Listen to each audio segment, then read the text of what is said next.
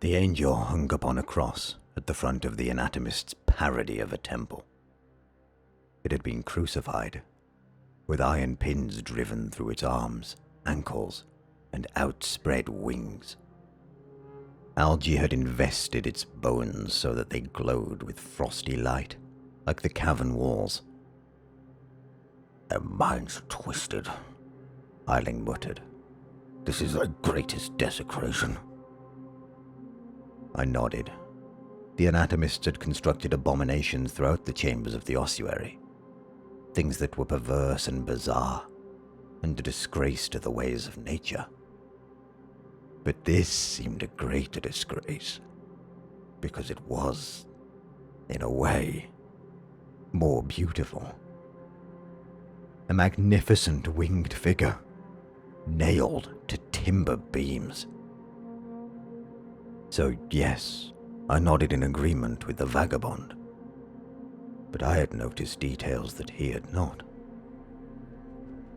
Every sculpture we had seen thus far had been built of human bone, in defiance of anatomical sense. But I could not tell how this angel had been made. The bones were assembled in what seemed like natural order. This was no mix of parts thrown together. And even given the disfigured and abnormal nature of many bones the anatomists chose and favored, I could not discern where these had come from. I approached the crucifixion and gazed up at it. The figure was a giant, well over 2 meters tall. Where did bones of such magnitude originate? They seemed to match, as if this was no sculpture but a whole body, preserved. There was something odd and shell-like about the massive thorax and heavy sternum.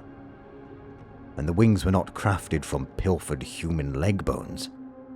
They seemed like the bones of real wings. What avian creature possessed wings with a 4 meters spread? And where could its remains have been found? How had they been attached in such a seemingly authentic way?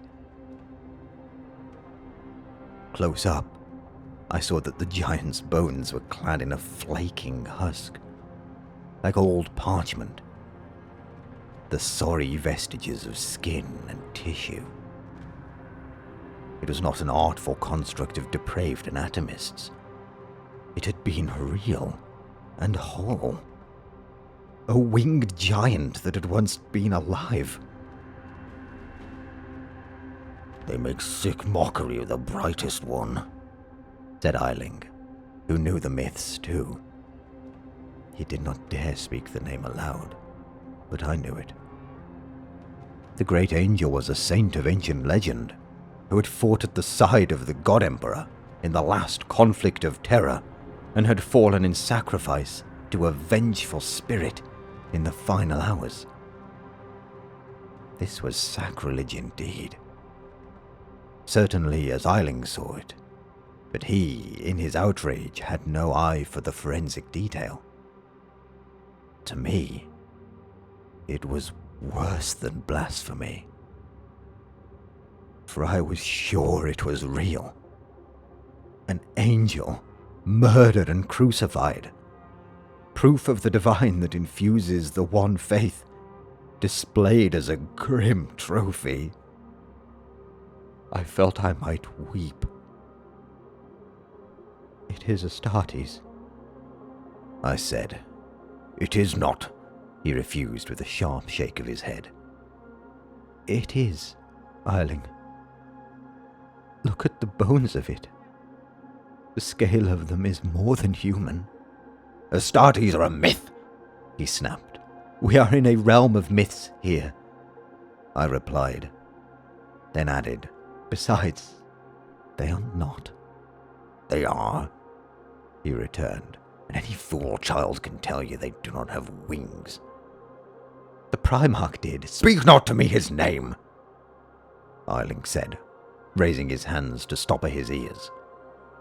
"And even if he did, blessed be his might, Astartes do not." I stepped forward again and knelt. sifting through the litter and refuse at the base of the cross. Old books had been piled up, gone to dust and mulch, along with other pitiful tributes. I thought it was daylight, 𝗟𝗋ing murmured from behind me. I did too, I answered. The glow, I thought it was a way out. But no, just shining slime in a hell pit. Why does it make light? It is a chemical process, 𝗟𝗋ing, I replied, still sifting. I had found something, a large object under the heap of dead books, hard and metal. Tricked by slime. That is my life, 𝗟𝗋ing cursed. It was a war helm of some size. Too large for human use. It was caked in grave mold and dirt, and its luster was gone. But it had once been red. We must move on, girl, 𝗟𝗋ing said behind me, paying no attention. I saw light and it gave me hope, but it was a deceit. We must move on. We will, I replied. I scraped dirt off the helm's dome and picked crusts of mold from the eyepieces. I knew this pattern, for I had seen it in variation. Astartes' armor, without doubt.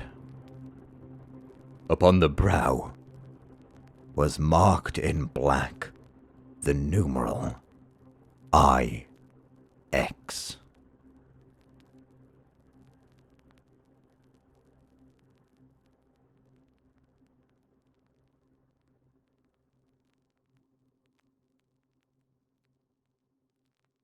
Greetings, one and all. If you enjoyed that, you can support me on my Discord, Patreon, Redbubble, or with a channel membership. Or simply like, comment, and subscribe to catch any and all future 𝗘𝗾𝗂𝗶𝗺 videos. And as always, my thanks for watching.